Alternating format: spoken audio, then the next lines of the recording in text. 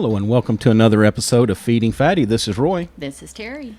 And so our podcast, we are journaling my progress, sometimes regress through this wellness. And, when we talk about wellness, we talk about a lot of things. It's diet, not being on a diet, but what we eat, our exercise, our mindset, sleeping. I mean, it's everything, water intake, all of these things combined. And so, even though we are chronicling my journey, Terry is my trusty sidekick and helper. And a little bit about me, too. Yeah. We also do have professionals that come on from time to time to help us with these things, to show us, give us some good feedback, heads up, give us some new things to think about. And today is no different. Terry, I'll let you introduce. We have been looking forward to this one with Halle, Eavelyn. She is a transformational coach, a speaker, and a writer who helps people break out of their old patterns so they can live their best lives. And Halle, I'm going to let you go more into detail. I'd rather hear you discuss your background and all of that. And welcome so much to the show.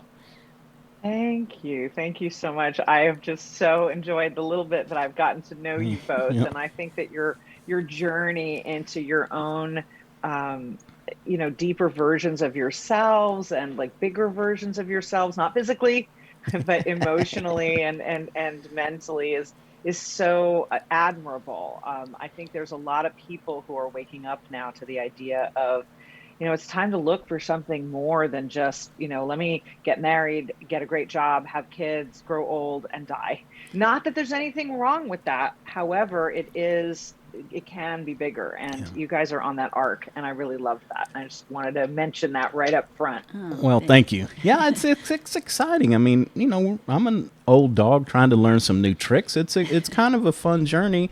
Some things work, some things stick, but, we're finding a lot of great things. Yeah, and even though, some people start out trying to work on the physical aspect, and man, it goes so much deeper than that. It's just all this inner work, and then you're like, oh my gosh, I don't want to know that about myself. I don't want to know everything you find out. It's nuts. But let's talk. Oh, go ahead. Well, I was going to say, it's really, what you're saying is correct, but it's like while you're, what I call like in the swim, right? So when you're in that primordial soup of, I don't want to look at these ugly places in myself. And I'm not talking about like, I don't like my thighs. Right. I'm talking about like the ugly places, like in our internal experience. You can feel like crap as you're going through it. I was on with a client earlier today and she was saying to me, like, I know it's growth, but it really is just annoying my energy. And I totally get that. It's like, it's no fun when you're in the swim. However, when you get to the other side of it, I'll tell at least one personal story that I can think of that we'll talk about that specifically. But when you're on the other side of it, it's like, oh, thank goodness I did that. Oh, I'm so grateful that I went through that. And oh, the me that I am now is so much better and so much braver and so much more capable of handling all that comes my way on a daily basis. And then that makes a big difference too. Yeah, and I think it's good to a reminder about that, about handling things and changing. It doesn't happen overnight as much as we wish that it would. That, it's a progress. And I think you said, like, look into the future, that if I keep this mindful practice, it gets better every day that I practice it, it just gets better. And being present Yeah. is so important. Just being able to feel it and be there in the moment. Yeah, and let's talk about that for a second, Terry, because in my experience, that's one of the hardest things I ever see with clients is their ability to be present. So first of all, did you know that goldfishes have attention spans longer than we do? Wow. Goldfish's attention span is 9 seconds, and ours over the last 20 years or whatever, no surprise, has shortened from 12 seconds to 8. Oh, wow. And the internet attention span, like how long you can focus on something on the internet without distraction, is 3.8 seconds. Oh, I so believe we're that. like, what Roy said earlier, like we want to just take that magic pill and like, oh, I'm thin now, lovely, and we're done. Yeah. And seen. And it does not work like that. It does not work like that. We say that it does. We hope that it does. We want it to. But it doesn't work like that. Yeah. And the reason is that it isn't a destination in the first place. It's a journey. And the reason you stay present in every moment is that you're not trying to get anywhere. You just are. Yeah. And are is the destination. And that's really weird for people, right? It's tough It because we are is. so focused on the finish line. And I think and this applies to our health, wellness, business, just life Oh, in general, is that we could be so focused on the finish line that we miss all the great stuff in between. And then we get to the finish line and we feel very unsatisfied, I think, because we missed all the stuff in between. And it's kind of a hollow victory a lot of times. Okay, so my story about that is a little sad. I was I was sitting in a room filled with my entire family, my extended family, and my aunt and uncle, who are no longer with us, were standing on the dais, uh, being lauded for their 50th anniversary. And my Aunt Shirley said, I look around this room and I think, where did 50 years go? I have these moments. I mean, they had plenty of money. They crossed the Atlantic on the QE2 multiple oh times. wow. They lived in this stunning place in Corona del Mar, like overlooking, which is some of the most expensive real estate in the United States, overlooking the ocean. They raised three children. They had like everyone that was in the room with me. My whole family was like, like mostly because of them. And my aunt was now the matriarch of the family. And yet she's saying, I can only remember a few of those moments. And in fact, a few years later, she ended up, maybe 10 years later, she developed dementia. And by the time she died, she could only speak in what we called word salad, which was complete gibberish that had like cadences that sounded familiar. Yeah. And I remember at that age, just really looking at her and listening to her, and it hit me like a ton of bricks. I will not live my life like that. I do not want to look back over 50 years. So I'm going to give your listeners a good tool. So we didn't even talk about all of this, but I'm a transformational coach, right? My job is to help people transform their lives, and not just transform their lives, but when you stop worrying about food, clothing, and shelter, you can start thinking about art. It's what I call the Renaissance theory. And so when you're busy saying, how do I feed my family? Or will there be enough this? You can't focus on creating masterpieces. I believe that that's why the Renaissance is so beautiful, because the work has come down to us as so beautiful and enduring and magnificent, is that the artists didn't have to worry about where their money was coming from. It was fully funded by people who had more money than they knew what to do with. Okay, so how does that translate into our lives? When you get the stuff out of the way, that is the worry, the doubt, the fear, the uncertainty, the victimization of yourself, the stories that you tell of your, the failures that you've had. And when you stop all of that and you move into the present moment, all of that goes away. Because in this present moment, right now, all our needs are met, right? Yeah. And now, and now, and now. And it's our job moment to moment to be in that present. So a good tool for this, when you're just like crazy, crazy busy and you're like, oh my gosh, I can't, like nothing's going right. What can I do?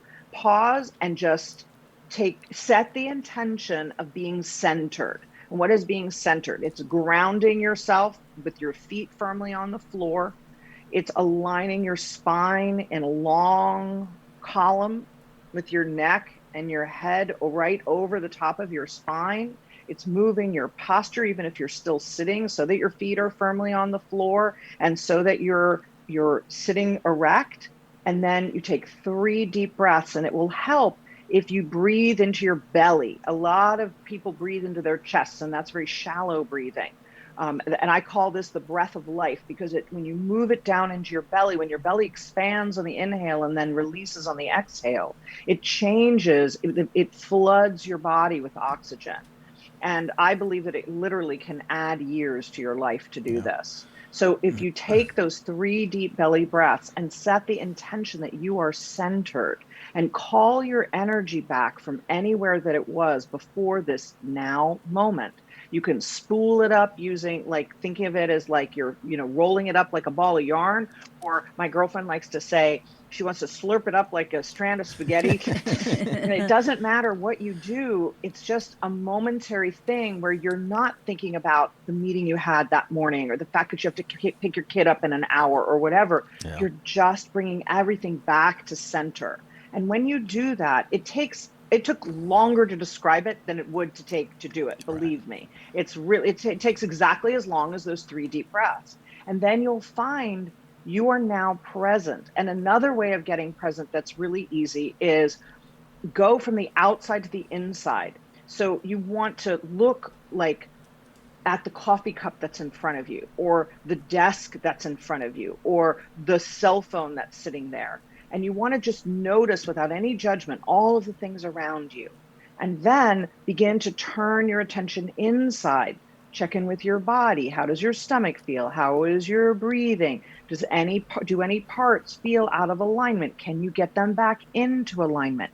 And then you'll be able to turn further within if you would like. But going from that outside in is another way to help be present. And a third way is to literally stop and smell the flowers. Focus on one thing, a totally mundane moment, like how does that rose smell? Or what does that book cover look like? Or whatever it is that is like right there in your face in that moment, that can help you to stay present. And 4 or 5 or 6 of those moments every day, you will not be like my aunt standing there going, where did the last 50 years go? You'll feel all 50 of them one moment at a time. Oh, that's great. Because, I mean, I already feel that. I already feel like, where did all of that go? We're just kind of I'm just getting up there. Roy always says, yeah, she's not aging. I'm the one that's aging. But no, I already feel that, we've got older parents that we're trying to, in that caretaking mode, not living with them, but trying to get all the logistics down and all the family dynamics and all. Everybody's dealing with that in a different way, And we, I don't even know where I was going with that, but No, it's okay. My mother-in-law moved in, in February. She's Cuban, and it's a really weird. It's like these two.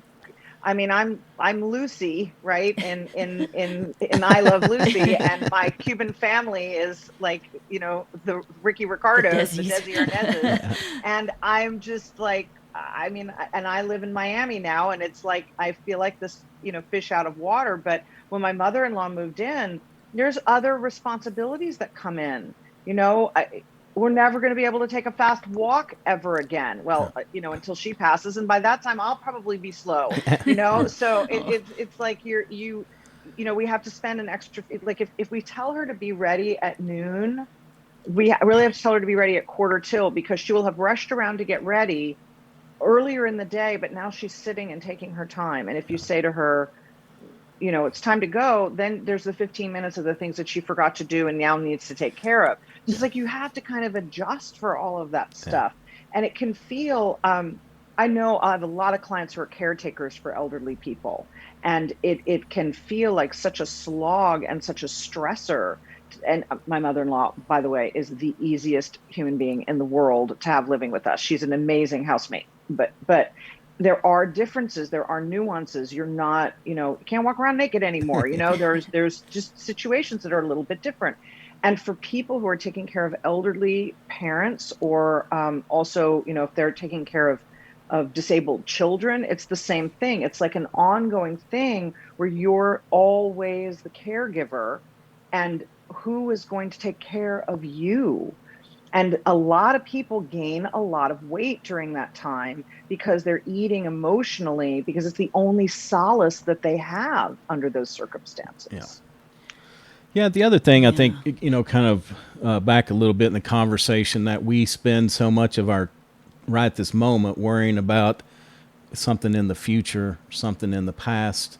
And, I would say that the science is pretty clear on the fact that our brains, as complicated and as awesome as they are, we can, really deal with one thought at a time. And, it's like when you're out to eat, if you're with somebody, you can either have a conversation and be focused with them, or you can be on your phone, but you can't be on your phone and be paying attention to them, or you get fragmented pieces. And so I think that's the other thing, is that, I feel like that's what makes our time go, is that we're so future focused on, I got that report due next week. This is coming up. And another trick that I've kind of picked up over the years, luckily I learned this a long time ago, but is just jot stuff down, because I don't have to be, try to retain it. And in the business world, there's a lot of people that, don't write list. And I think we have to do what helps us. But I always just don't feel like I have the worry and the stress. If I just get it down on paper, I can always go back and look at it, instead of constantly playing it through your head. I got this at 3. I got that at 5. I got this tomorrow. Write it down. You don't have to think about it again. Just look at your paper. Yeah, so I have 3 different sets of things. I have my calendar, which will keep my meetings and stuff. All right. But I also have if you saw my desk right now, you would laugh. I have this crazy set of Post-it notes, just like out in the middle, like covering my desk. And those Post-it notes keep top of mind stuff that I need to do like now. And every couple days, I'm like sorting through the Post-it notes, and I'll throw away the ones that are done. And then I have sets of notes on my phone, and I love keeping notes on my phone because I can talk into it. And that is, and all of these things, the value of them is what brings you peace of mind. Right. So for example, let's say that the Post-it notes, which kind of make my desk look messy, it's my desk and my office, so I can do whatever I want. But let's just say that I had been raised to keep a really clean desk, and to keep, and that I believed that an unclean desk was the sign of an unclean mind, right? That was my story that I told myself. Right. So then the very system that I've got that would work, I would be telling myself that I would be feeling guilty every single time, or wrong, making myself wrong every single time by my very system. So the question isn't what system do you have, it's how do you feel? A lot of people are like, they're like, a lot of people are into procrastination, right? They're like, they'll put everything off. And I accomplish a crazy amount. I really do. Like every 2 weeks, I'm with my accountability partner, and the list that we send back and forth of everything we've done the previous 2 weeks looks like what wouldn't take a normal person 2 months. How does that happen? It happens because I love it, and I love doing it. But that acknowledgement, that very acknowledgement, by having an accountability partner, by choosing to list out all the things that I've done over the last 2 weeks, that is a reward in itself. And then I have this great system that I love. I call it the cycle of success. So I'm going to share it with all your peeps right now, because this is good for all of this stuff, and it will actually kill procrastination.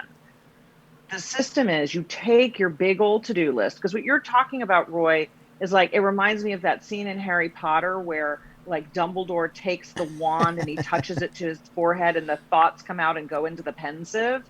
So that's what we're doing. We're taking the thoughts out. We're like sticking them in the iPhone, right? That's our magical technology. Right. So when you do that, you end up with this list that's like this, and then that makes you feel like crap. Everybody I know who wants to accomplish a lot has a never-ending to-do list. So what do you do to fix that? You create what I call the empowered to-do list. And the empowered to-do list is exactly 3 items long. And the rules are, you have to be able to accomplish all of the items in a single day. So the tasks have to be broken down into small enough increments that they are, like your to-do list might say, redo my website. But your empowered to-do list would say, contact the graphic designer to have the logo redone, for example, because that's something that's a phone call. You could do that in one day. And then the second rule is that it can only have 3 things on it at a time. And the third rule is that at least 2 of them have to do what I call move the business needle, which means return all my phone calls, check all my emails, and, write up an idea that I had, none of those are moving your business forward in that moment, right? So it's not the mundane stuff. It's just like the stuff that you intend to do, because we tend to have way too much going on at the same time. And then we feel like we never get anything accomplished. So you check your 3 items off on the empowered to-do list, which you can do in one day because they're set up that the tasks are small enough. How do we eat the elephant? 1 bite at a time. So we have elephant bites on our empowered to-do list. And then at the bottom of the empowered to-do list is one last item, reward. And now you can take whatever it is you were doing to procrastinate, check Facebook for a half an hour, binge watch 2 episodes of the show that I'm like madly in love with, go have a walk in the park, whatever it was that you were procrastinating with. I had one guy play Minesweeper for an hour. That was what he was doing to procrastinate. When he moved it to his empowered to-do list as his reward, he would like come in, get all 3 things done immediately, and then just play Minesweeper for an hour. And then you can rinse and repeat with the next 3 items, or rock on with your day knowing that you've accomplished things, right? I remember hearing you talk about that on one of your podcast episodes. And I was like, I play this game 2 dots. It's mindless, yeah. Roy laughs at me. But it helped. I don't know why. I mean, it helps me kind of get my thoughts aligned, sort of, or in. Terry, it's not that. Don't apologize for any of this. It does, because it's giving your brain the parts of your brain that you're using to get stuff done. It's giving that part a break. It's like you've plugged your batteries into the wall by playing 2 dot. Yes. Listening to episodes of Your Goddess Awakens. Listen, I listen to all of them. Thank you. I'm a couple behind. I haven't, but I love them. They're very empowering. It's the meme, we're taking a digital break where the lady is holding up the book that she's reading with the get it on the camera with the phone inside of it. Yeah. Oh yeah, I do that too. Like, I'm gonna read. Well, the thing about the empowered to-do list that I love is it gives you permission to accomplish certain things, and then it pats you on the head and rewards you when you do it. The problem with the to-do list is we will just go from thing to thing to thing to thing, and we're never we never feel like we're accomplishing anything because we never pause to recognize that we have accomplished so much. Right. So I mentioned my accountability partner earlier. When I write that list, oh my gosh, I have to dig deep because it's like 2 weeks. Oh my gosh, what did I do? And I look and I did that and that and that and that and now I feel fantastic. And so even maybe just having an accountability partner can help make a big difference for you as well. The important thing though to remember, and this comes back to the purpose of your podcast, your feeding fatty. I think that is a hysterical title. Your feeding fatty concept. Our bodies are not fat. Our bodies are a result of our fat brains. And our brains are fat because we lie to them all the time and tell ourselves how much we suck, how wrong we are, and what we're not doing right. So when you feel into the energy of, does the system work? It's not, does the system work? It's how do I feel about the system? How do I feel? Does this make me feel good? People, I always tell people, why do I have bumper sticker coaching? Because it's small enough to fit on a bumper sticker and you'll remember it in an emergency. And why is that important? Because if I tell you a 12-step brilliant process to fix something and you can't remember the first 3 steps, now you feel bad, right? Oh, yeah. Yeah, I love that bumper sticker coaching. I do. Well, they're little nugget. Well, here's sorry, Roy. No, go here's ahead. a good reframe for you, Terry, with you just said, look, you're like, oh, I'm listening to Your Goddess Awakened for pleasure. I'm a little behind. Now you're feeling bad because you're behind. I know. Right? So that's not good either. So okay, so here's Here's your reframe for feeling behind. Are Okay, you ready? good. I'm writing it down. Your reframe for feeling behind is to keep this mantra like close to your heart. I am exactly where I need to be right now. Yeah. Because wherever you are, that is exactly where you need to be right now. That's so And true. we will make up all this stuff, right? If I had come out with that podcast a month later, you'd be ahead. But I didn't. Right? So now you feel like you're behind. Oh, right? Like, it's all arbitrary. I know. And I was kind of upset because I just like blew through them right away. You know, when we first talked a couple of months ago, I was like, oh my gosh. And they're just the right amount of time too. Because, you know, sometimes they can get long, but, you know, 15 to 30 minutes-ish. And with the bumper sticker coaching, and oh my gosh, I just blew through them. I was like, where's the rest? They're coming. Well, the long episodes are the hour-long episodes are if I have a guest, or if I do a trauma clearing for somebody live on the show, I allocate an hour because, you know, you can't just clear trauma in 30 seconds. However, in an hour, we can accomplish a real ton. So I love the feedback. Thank you so much. I really appreciate that. Yeah, we just listened this morning. I think it was the one on the women empowerment and sisterhood. Stuck in bad situations. Oh, the sisterhood. Yes, that is like the latest episode, Terry. You're I know. Not even behind. I know. I know. Yeah, and I thought it was interesting. The one thing I've always heard all my life is I'm not going to be a spoiler alert, give it away, but I'll let people listen. But the one part you talked about a particular person that was married to another particular person. And, you know, the old saying rings true that whenever you marry for money, you will earn it every day. Oh, and I'm sure that she has to. Yeah. Well, let's talk about energy for a minute, because, you know, for people that don't know, we talked to you a long time ago. We tried to do a taping for a business episode that I ended up vanishing like I Dream a Genie into a smoke puff. And the other thing that we've kind of done in between here is we went and did, Terry, you say what it was. Oh, no, I want you to say it because it sounds so good when you say it. Reiki. Oh, Reiki. You did it. Is He Reiki, calls it Reiki. Reiki, yes, yeah, Reiki. Whatever that thing is. We went and did that. Yes. And it was amazing because I'm a cowboy kind of guy. Grew up here and been around here my whole life, and so I love him, Terry. Yeah, so awesome. Me too. So me going to one of these things, it was not out of my comfort zone. I was ready to try, but it's just not in my norm. You know, that and the meditation and all that. But anyway, I was just I was mystified about, you know, the one thing she did was hold her hand over my head, and I felt like my head was on fire. I mean, the heat that she drew out of me, or we had together, or whatever. I don't know how that is. But then the other thing too is, like, I've got kind of a bad shoulder.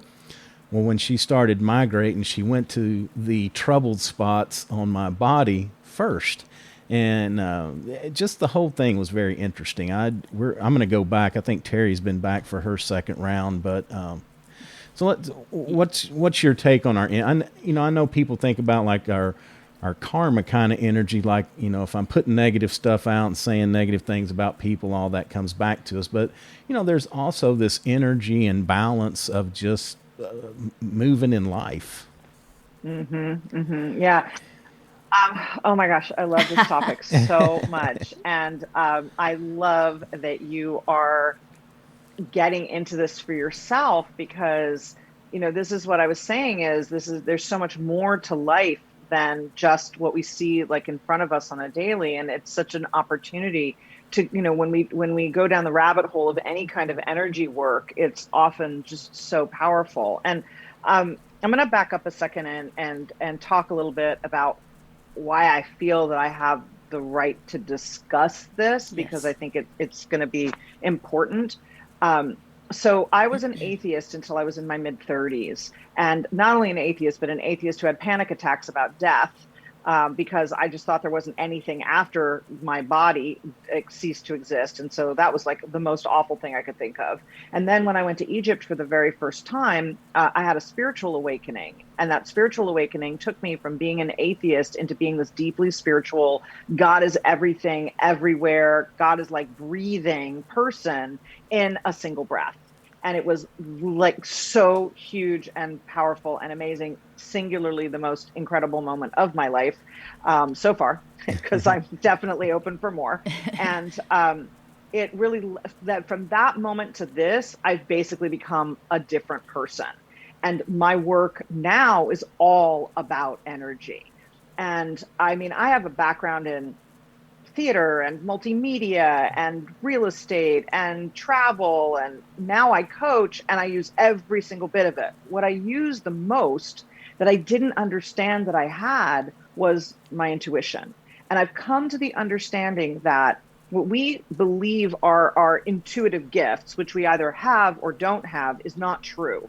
Everyone has intuitive gifts. Everyone is gifted in the same manner. However, to the extent that you were raised to shut that down, which a lot of parents shut the kids down, right? And your imaginary friend was probably, an intuitive thing and may or may not actually have been in the room with you. And yet your parents will tell you like, that's not okay, or, shut that away, or you had a tendency to, see dead people or whatever. I've heard all of the things from people who have been told, like, they're it's like you come into the world and it's almost like you're wearing your skin on the inside and your nerve endings on the outside. And depending on who you are and how you have been raised, you can be told that that's a very bad, not okay thing. And the world will shut you down just in general because your school, your church, your government, whatever, everybody wants you to walk the path that they have outlined, good or bad. I'm not judging anybody. I'm just saying people don't like it when you color outside of the lines. It's confusing and it can be very upsetting for people, especially people who are like more, structure oriented. So all of that to say that we all are made completely of energy, like completely, and everything is energy. This podcast is being broadcast from 3 different physical homes. Everybody's got a different microphone. We all have computers.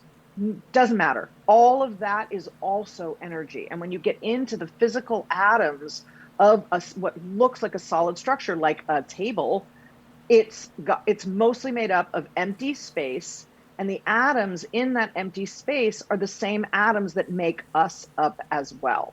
And there is a difference because, the table does not have a creative life force that is sentient, but it does have the energy of the creative life force. So everything is energy. Now, I was wondering when you said Reiki, whether I was going to talk about this, and I've decided to. So I've never said this out loud before because it's not something that I get paid to do, but I was told a couple of years ago that I am a Reiki master. I've never studied Reiki. However, when I'm in a hospital, my hands automatically just come up and go and do Reiki on people who are sick, and they get better. I've seen it happen often enough that I'm like, okay, this is a thing. I am not making it up. And I believe that gift expanded because when I was in Egypt having my spiritual awakening, I started blessing my food. So I would hold my hands up and I would attempt to activate the energy in my hands with my thoughts so that I could connect to my food. And if you ever hear me pray over a dinner table, and I do pray over all my dinner tables, what I say is, I'm so grateful, and I'm grateful for the food made with loving hands and the food going from farm to table. And as I do that, I am energetically activating my hands, connecting with that food, because that food is full of atoms and molecules that make me up. And when I claim that is all turning into love and light in my body, it really will help me shift.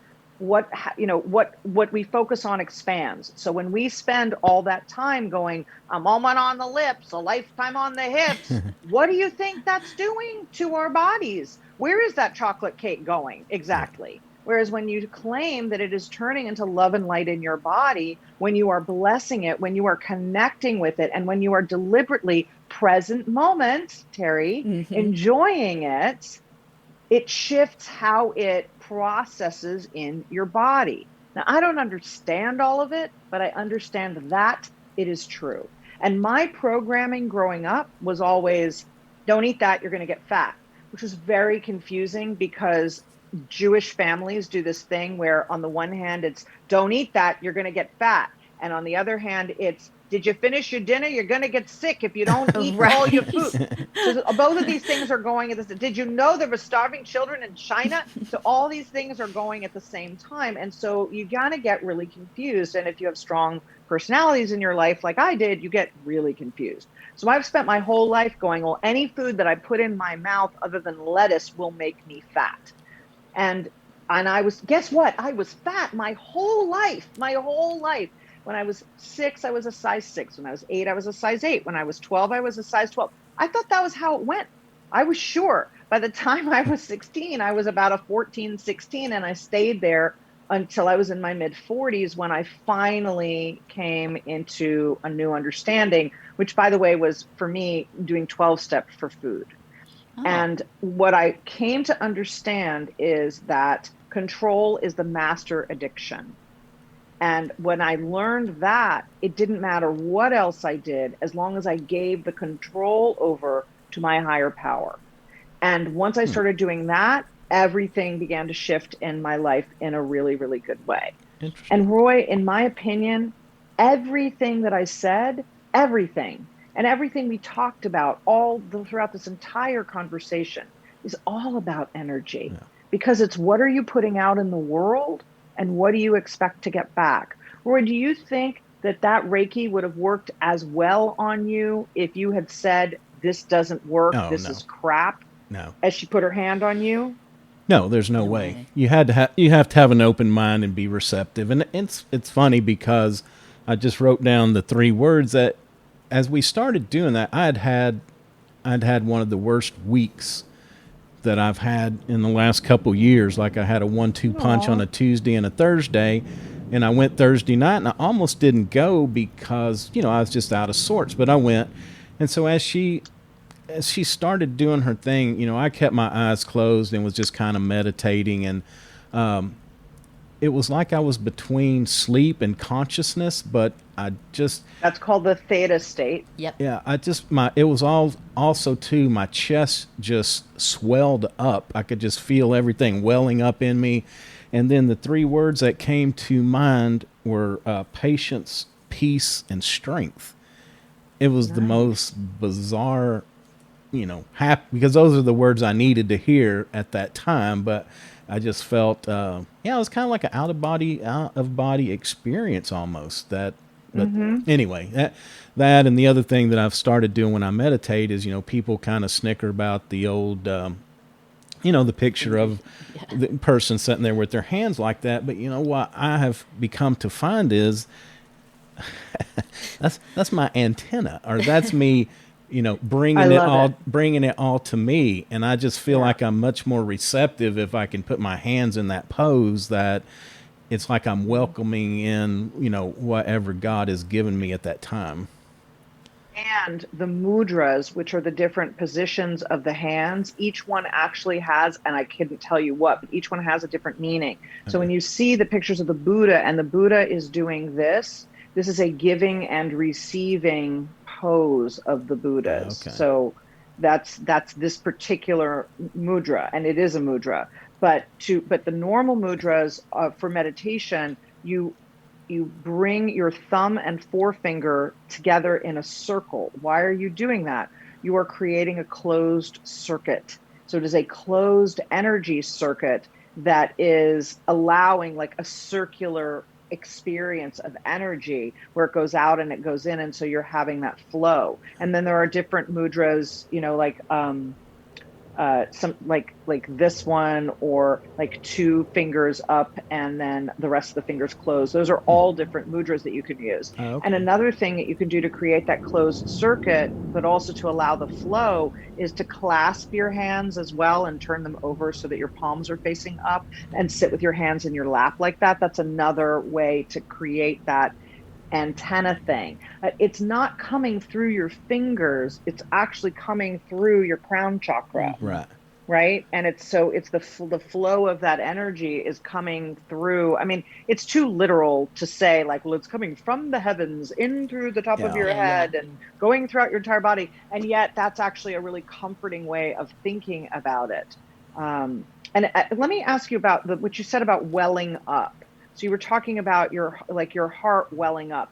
Did it feel like a bunch of emotions welling up, or did it feel like your heart was very full? Which was it? I think it was very full. It wasn't welling up emotionally, but it was just like right prior to these words coming to me, it was just like all the energy.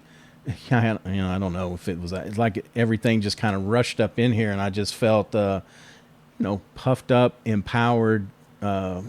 Okay. You felt like That's didn't you good. say Superman or something? Kind of like, how you think Superman. Right. Yeah. I love it.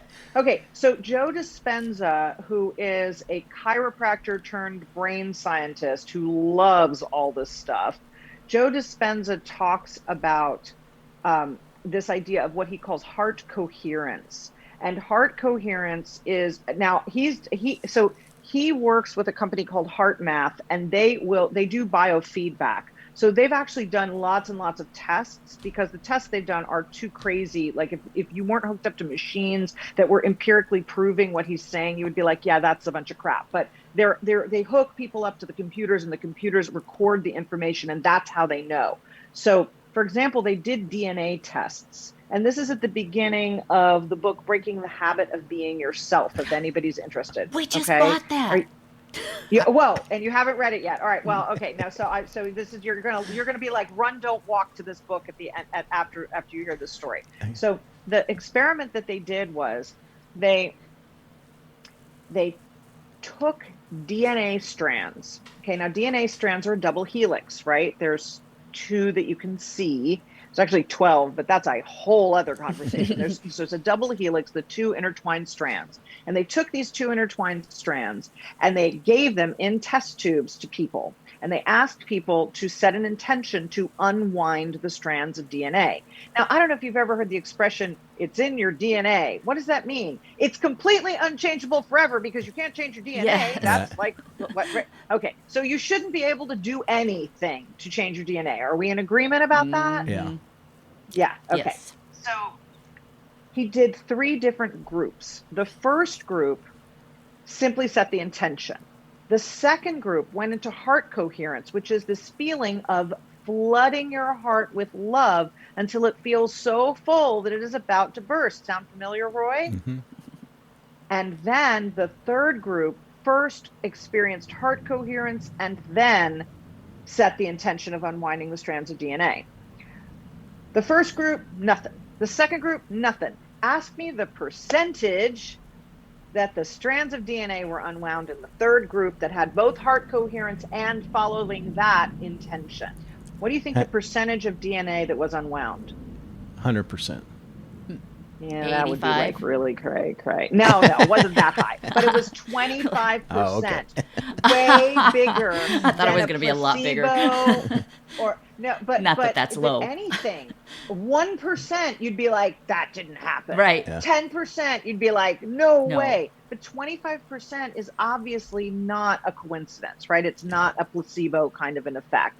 So why did the DNA unwind by that 25%? It was the combination of heart coherence and intention. So he says you put to create a result that you desire, to manifest something, you would fill your heart with love, feel all the puppy, the yummy puppies in the world, all those kitten videos that you've ever seen, plus the person you were madly in love with before they broke your heart, all those yummy feelings.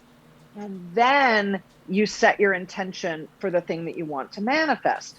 So, Roy, what you said really reminded me of that, because it is a precursor. When you feel like that, when you feel like your heart is so full, it is a precursor to setting your intention. Now, Roy, I can't see your stomach. I can only see your from the neck up, Yeah, but you that's look by like you're design. not what'd you say? I said that's by design. Oh, I got that camera up. well, you look like you don't need to lose any weight, but Well, let's say you still need to lose some weight. Yeah. Okay. Right. Yeah, we can go with that. All right. Okay. Yeah. So the first thing to do is to set the intention of releasing, not losing, right? Releasing it.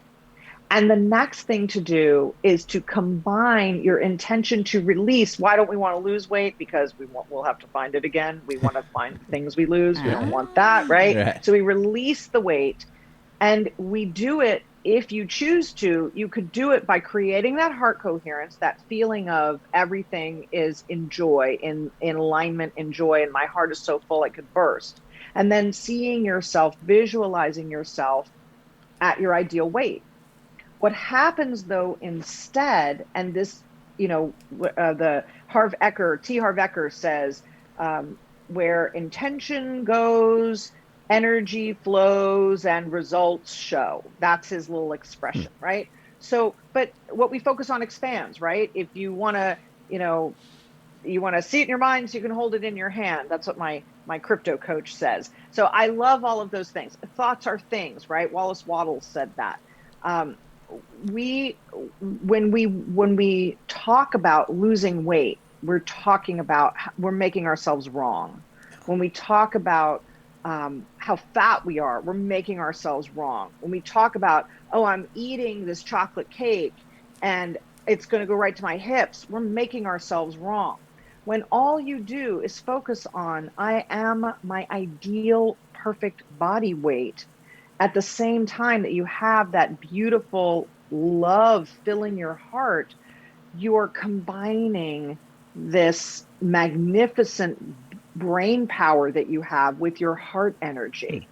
So the visualization of your brain with the heart love energy. And that's where the magic can really start to happen. Okay. So I wanted to share all of that with you, with your listeners, because I know from my own experience, but also from the ahas that I've had. I was at the Dolphin Cancer Challenge, which is here at a cancer center in Miami. And I was there for like the 4th year in a row. And I've never gone back since because I got the message loud and clear that day. I looked up and there was a banner right over me. And the banner said, 60,000 people fighting cancer. And all of a sudden it just hit me like a ton of bricks. What if those 60,000 people were affirming perfect health? Right. Who wants to fight cancer? First of all, it has the energy of cancer right in the words. Secondly, it's got the energy of struggle right in the words, right? We are fighting the thing we don't want. What if we just focused on the thing that we do want? What happens when you water the negative tree? It grows. What happens when you water the positive tree? It grows. So the trick is starve the negative tree. Don't give it any energy. Because what happens to a plant that you don't give any energy to? Yeah. It dies. It dies. Yes. Withers and dies. Yeah. We so needed to hear that right now, because there's been a little negativity going on. Yes. We all get that, Yeah. right? We all look. There's two things, Terry. There's what happens, and then there's how we react to what happens. Mm-hmm. And actually there's a third thing, which is getting ahead of it so that you can co-create so that it always just happens positively. Right. However, sometimes stuff happens from the outside that is so far out of your control that you weren't expecting it, to the point where you couldn't get ahead of it. Now you still can't get ahead of it. And now you're like, oh my gosh, I'm drowning. Yeah. That's where you take those 3 deep breaths. Yeah. You get present and you begin to say, like when we're in fear, doubt, uncertainty, unhappiness, negativity, any anger, whatever, get curious. Curiosity is an amazing tool. I wonder why I feel like that. I wonder if I could feel different. Could I allow myself to feel different? Would it be okay with me if I wasn't upset and the things still happen, right? We can have that whole interaction, right? Interesting. And now your brain starts to shift out of the negativity because you've actually put it on, you're like, come over here, let's go over here and let's get onto this track instead of that really well-worn one that you're so used to going down. That's awesome. That's a great ending thought. I know you've got a hard stop that I know you'll never take my call again if we blow through that. So She'll send the smoke, the vapors. No, I mean, we could go on talking for a couple more hours. It's always a pleasure speaking with you. And so before we get away, a couple things we always like to ask, though, is what is a tool or a habit, and I know that we've talked about a few, but a tool or a habit that you use every day that really helps you in your personal life or your professional life? Something that you just can't do without. I call it working out at the spiritual gym. And to me, it's the habit of getting up in the morning, going into prayer, meditation, and for me, it's yoga, stretching. If I don't stretch my body, it means my mind isn't going to stretch. So that's what I tend to do. That is what I tend to do. And I believe that whatever your practice is, that you can help yourself by working out at the spiritual gym. And I have another recommendation if we have a second. Yeah, no. We've got plenty of time. I brought a prop. Okay. Yay! This is my new book, Nutri-Glamorous, How to Feel Beautiful Inside and Out. And a lot of what I'm talking about today, that bumper sticker coaching stuff, and also the tools to work out at the spiritual gym can be found in Nutri-Glamorous. So okay. I just wanted to really recommend that if people would like more help with that. And you can actually buy it on Nutri-Glamorous. Nutra is N-U-T-R-I, Nutri-Glamorous.com. Or they can also buy it on Amazon. Okay. And I think by the time this airs, the Audible book will be out. The book will be out on Audible. Cool. Awesome. Yeah. Okay. So tell us also, before we get away, tell us not about the podcast, where we can find it. And then also, I know that you do some coaching and other things. Tell us, who you like to work with, how you can help them, and then, of course, how they can reach out and get a hold of you. Oh, thank you. Well, I want to work with anybody who is looking for a giant transformation in their lives, ready for that quantum leap. Maybe they've worked with other coaches. Maybe they've been struggling with something for often their whole lives. I love working with people to help them. I tend to focus on women entrepreneurs over 40. However, I have different types of clients that I work with. If you do go to my website, though, you will find that it is highly focused on the goddess energy. Goddess. Sorry, I dropped my phone. And you can go to, the easiest way to get to my website is it's HalleEavelyn.com. But the easiest way to get there is to go to HalleMindset.com, because mindset is so much easier to spell than Eavelyn. Yes. So it's Halle like Barry, Halle, and then HalleMindset.com. And when you're there, you can subscribe to get all of the latest information about my books, my upcoming tours. I'm doing my next tour to Egypt in October, which is a tour about balancing the sacred divine masculine and feminine. And then you can also get all the information about the podcast. The podcast is called Your Goddess Awakened. I would type in Your Goddess Awakened and my first name, Halle, because there's so many goddess things that they suggest to you, and the podcast is still so new, but it's on 17 platforms. We're on iTunes as of 2 weeks ago. And then it's also a show on YouTube, and you can subscribe on any platform. So just go to your favorite podcast platform and type in Your Goddess Awakened and Halle, and then hopefully that will come up for you. And then please subscribe on the site. Also, there is a free gift on the site, right on the front page, called 3 Keys to Slay Your Inner Critic. So pick that up for yourself as well while you're there. Oh, yeah. All right. Awesome. Well, thank you so much for taking time out of your day. It's always a pleasure, and you'll have to come back.